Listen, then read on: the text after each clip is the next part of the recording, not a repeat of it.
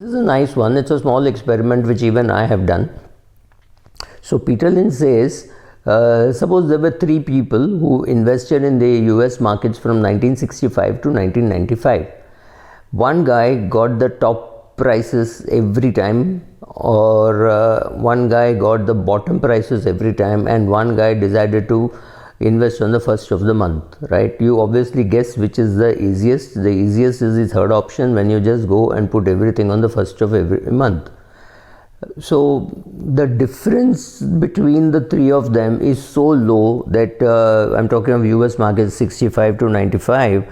The guy would have got 11.7%. The guy who put it on the weakest day, he would have got 11.7%. Now some other, the guy who put on the best day would have got 11.7%. The guy who put it on the worst day would have got 10.6%. And the guy who put it on the first of every month would have got it at, would have got 11%. That's it. I think Peter Lynch in his research talks about putting $1,000 every year, not every month. So $1,000 every year would mean on the 1st of Jan, and one guy on the highest day, one guy on the lowest day. But you see the differential is so low, 11.7 and 11. That is the only gap. I mean 0.7 over 30 years.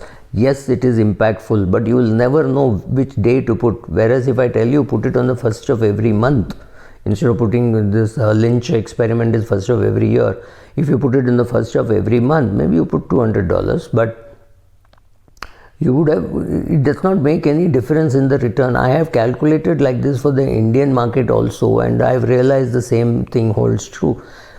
Please understand, when you are calculating the returns that you got, the most important thing is N, the number of years for which you put.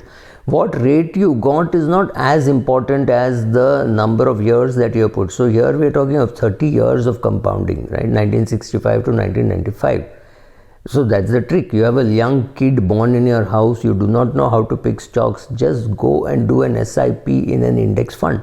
Which index fund? UTI or SBI, both seem to have similar cost structures, so both of them look good. Should it be Nifty or Sensex? Doesn't matter. But at least make sure that you, on the 1st of every month, you put it. And that's what Lynch's research also says. Don't try worrying about when should I put, what should I put. Oh, after I put, the market has gone down further, maybe I should have waited. Don't agonize at all. Just plain dumb vanilla indexing on 1st of every month.